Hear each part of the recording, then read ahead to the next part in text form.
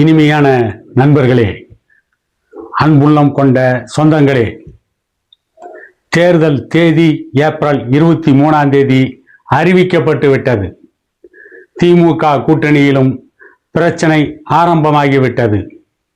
திமுக கூட்டணியிலிருந்து தமிழக வாழ்வுரிமை கட்சி தலைவர் வேல்முருகன் விலகப் போகிறாரா?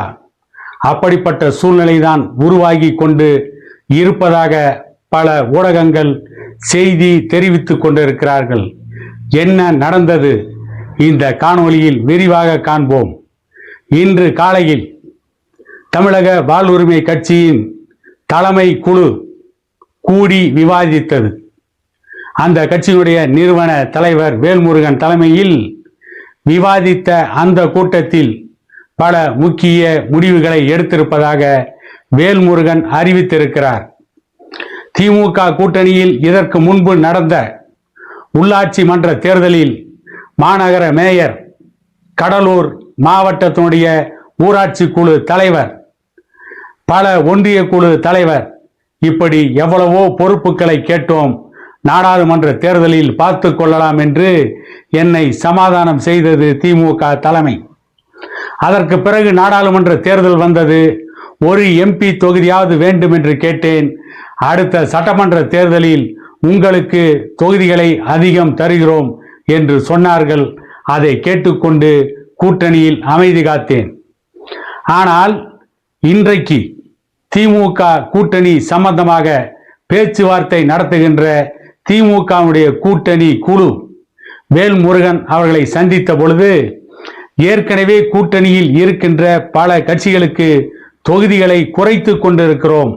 ஆகவே உங்களுக்கு ஒரு தொகுதி மட்டும்தான் கொடுக்க முடியும். அதுவும் உதயசூரியன் சின்னத்தில் தான் போட்டியிட வேண்டும். ஒரு தொகுதியை தாண்டி இன்னொரு தொகுதி கொடுக்க மாட்டோம் என்று கைவிரித்து விட்டார்கள். அவர்களுக்கு தமிழக வாழ்வுரிமை கட்சியினுடைய நிலைப்பாட்டை பற்றி ஏற்கனவே சொல்லிவிட்டோம். 20 நாட்களுக்கு முன்பே தமிழக முதலமைச்சர் மு.க. ஸ்டாலினுக்கு ஒரு முக்கிய செய்தியை சொல்லி இருக்கிறோம். அது என்னவென்று கேட்டால், ஒன்று, தமிழக வாழ்வுரிமை கட்சிக்கு 2 தொகுதிகளாவது குறைந்தபட்சம் தேர்தலில் போட்டியிட ஒதுக்க வேண்டும். அப்படி இல்லை என்றால் ஒரே தொகுதியில் கூட போட்டியிட தயார். தமிழர்களுடைய முக்கிய கோரிக்கையான 10 கோரிக்கைகளை உடனடியாக நிறைவேற்ற வேண்டும். இல்லை என்றால் அடுத்து திமுக ஆட்சிக்கு வந்தால் ஒரு குறிப்பிட்ட கால கெடுவுக்குள் அந்த 10 கோரிக்கைகளை நிறைவேற்றி தருகிறோம் என்று தேர்தல் அறிக்கையில் தேர்தல் வாக்குறுதியாக திமுக வழங்க வேண்டும்.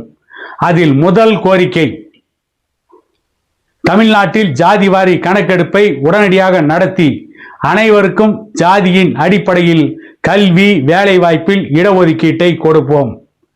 இரண்டாவது கோரிக்கை, வன்னியர்களுக்கான 10.5% இட ஒதுக்கீட்டை வெற்றி பெற்று ஆட்சிக்கு வந்ததற்கு பின்னால் குறுகிய காலத்திற்குள் நிறைவேற்றுவோம்.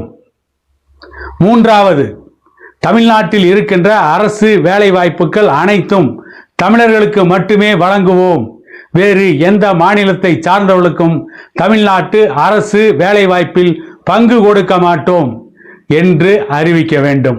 நான்காவது, தனியார் துறையில் தமிழகத்தை சார்ந்தவர்களுக்கு மட்டுமே 80% வேலை வாய்ப்புகள் வழங்கப்பட வேண்டும். மற்ற மாநிலங்களை சார்ந்தவர்களுக்கு 20% தான் வழங்க வேண்டும் என்று பகிரங்கமாக திமுக தேர்தல் அறிக்கையில் சொல்ல வேண்டும். அடுத்ததாக, போர்க்காலங்களில் வேறு வழி இல்லாமல் தமிழ்நாட்டிற்கு அகதியாக வந்தவர்கள், பாஸ்போர்ட் இல்லாமல் வந்த இலங்கை தமிழர்கள் பல ஆண்டுகள் சிறையிலே இருக்கிறார்கள். அவர்களை உடனடியாக விடுதலை செய்ய வேண்டும். அது மட்டுமல்ல, அவர்களுடைய வாழ்க்கையை வளமாக நடத்துவதற்கு, அவர்கள் வாழ்க்கையை மறுசீரமைப்பு செய்வதற்கு தமிழக அரசு உதவி செய்யும் என்று ஒரு கோரிக்கையை வைத்திருக்கிறார். அடுத்ததாக கோரிக்கை, எந்த விசாரணையும் இல்லாமல், எந்த குற்றச்சாட்டும் இல்லாமல் பல ஆண்டுகளாக சிறையில் அடைக்கப்பட்டிருக்கின்ற முஸ்லிம்களை உடனடியாக விடுதலை செய்ய வேண்டும் என்ற கோரிக்கைகளையும் சேர்த்து 10 கோரிக்கைகளை தமிழக அரசுக்கு கொடுத்திருப்பதாக அவரே இன்றைக்கு செய்தியாளர் சந்திப்பில் சொல்லி இருக்கிறார். ஒன்று, தமிழக வாழ்வுரிமை கட்சிக்கு 2 தொகுதிகளை ஒதுக்க வேண்டும். அந்த 2 தொகுதிகள் ஒதுக்குவதை விட முக்கியமானது இந்த 10 கோரிக்கைகள். இதை தமிழக அரசு நிறைவேற்ற வேண்டும். திமுக வெற்றி பெற்று வந்தால் உடனடியாக இதை நிறைவேற்றுவோம் என்று வாக்குறுதி கொடுக்க வேண்டும். இந்த உடன்பாட்டுக்கு தமிழக அரசும் திமுகவும் ஒத்து வரவில்லை என்றால் வேறு கூட்டணியில் இணைவதை பற்றி பரிசீலனை செய்வோம் என்று வேல்முருகன் அறிவித்திருக்கிறார்.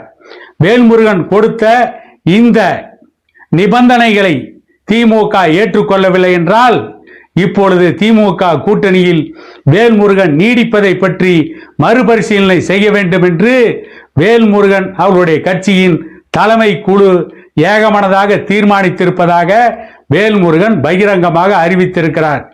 கிட்டத்தட்ட திமுக கூட்டணியில் இப்பொழுது நெருக்கடி ஏற்பட்டு கொண்டிருக்கிறது. இன்றைக்கு தேர்தல் தேதி அறிவிக்கப்பட்டு விட்டது.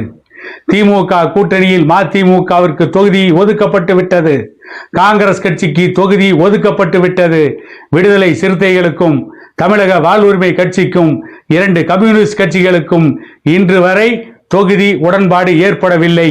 வேல்முருகன் பகிரங்கமாகவே யுத்தத்தை ஆரம்பித்து விட்டார். விடுதலை சிறுத்தைகள் கட்சியும் கம்யூனிஸ்ட் கட்சிகளும் உள்ளுக்குள்ளேயே யுத்தத்தை நடத்தி கொண்டிருக்கிறார்கள். திமுக கூட்டணி இந்த தேர்தலில் உடையாமல் தொடருமா அல்லது திமுக கூட்டணியிலிருந்து வேல்முருகன் முதல் ஆளாக வெளியேறுவாரா அல்லது வேறு கூட்டணியில் இணைவாரா என்பது இன்னும் ஒரு சில நாட்களில் கண்டிப்பாக தெரிந்துவிடும். அதற்கு பிறகு தேர்தல் அரசியலை நோக்கி தமிழகம் நடைபோடும். இந்த கூட்டணி முடிவுகள் தேர்தல் களத்திலே எதிரொலிக்கும். வெகு விரைவில் தமிழகத்தில் இப்பொழுது கூட்டணி முடிவில் பல குழப்பங்கள் ஏற்பட்டு கொண்டிருக்கிறது. இந்த குழப்பங்களுக்கெல்லாம் தேர்தல் தேதி அறிவிக்கப்பட்டு விட்டதால் வெகு விரைவில் தீர்வு கிடைக்கும் என கூறிக்கொண்டு மீண்டும் ஒரு காணொளியில் உங்களை சந்திக்கும் வரை உங்களிடமிருந்து விடைபெறுவது உங்கள் எடப்பாடி துரைசாமி.